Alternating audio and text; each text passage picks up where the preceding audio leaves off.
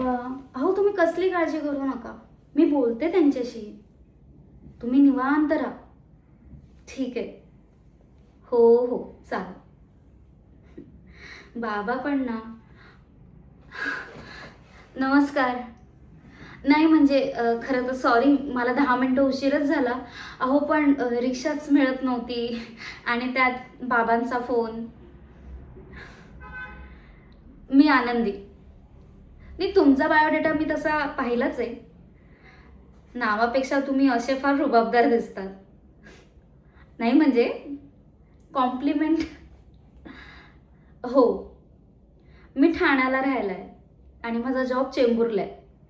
सकाळी 9 ते 5 माझा जॉब असतो आणि त्यानंतर मग काही नाही, घरची कामं, लहान बाबासोबत खेळणं, आजीसोबत देवपूजा वगैरे या सगळ्या गोष्टींमध्ये. तशी मला जॉईंट फॅमिली फार आवडते. म्हणजे एकटं राहण्यात काही मजाच नाही आहे ना. एकटं राहून काय म्हणजे कोणाशी गप्पा मारणार. त्यापेक्षा जॉईंट फॅमिली म्हणजे कसं सुखदुःख वाटून घेता येतात, अबोला नाही राहत. आणि खरं ना, एका घरात राहिलं ना की सगळं कसं प्रसन्न वाटतं. नाही म्हणजे सॉरी, केव्हाची मीच बोलतीये.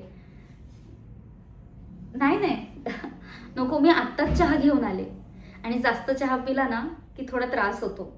उकाडाच वाढलाय ना तेवढा, म्हणून. नाही म्हणजे खरं तर मला काही प्रॉब्लेम नाही आहे या लग्नामध्ये, पण जरा बोलायचं होतं. खरं सांगू का, माझे बाबा रिटायर्ड झालेत ना तेव्हापासून अख्ख्या घराची जबाबदारी माझ्यावर आहे. त्याच्यामध्ये घरामध्ये काही संपलं किंवा काही आणायचं झालं तर त्यांना मीच लागते. सतत आपलं अनु अनु अनु, आणि मलाही ते आता आवडतं.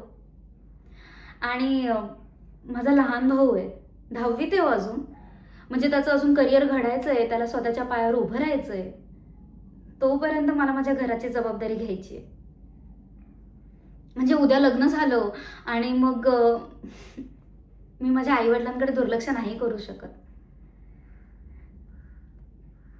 खरं तर अजून एक गोष्ट सांगायची आहे. मी या लग्नाला तर तयार झाले, पण आमची खरंच इतकी परिस्थिती नाही आहे की आम्ही हे लग्न धूमधडाक्यात करू आणि तुम्हाला हुंडाही देऊ शकत नाही. खरं खरं तर तुम्हाला सगळं सांगितलंय मी.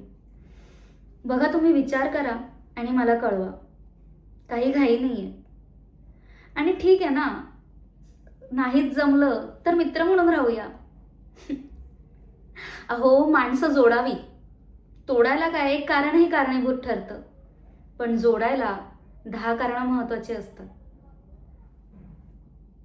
हो, मी अशीच आहे. ठीक आहे, नमस्कार. छान वाटलं भेटून. चला.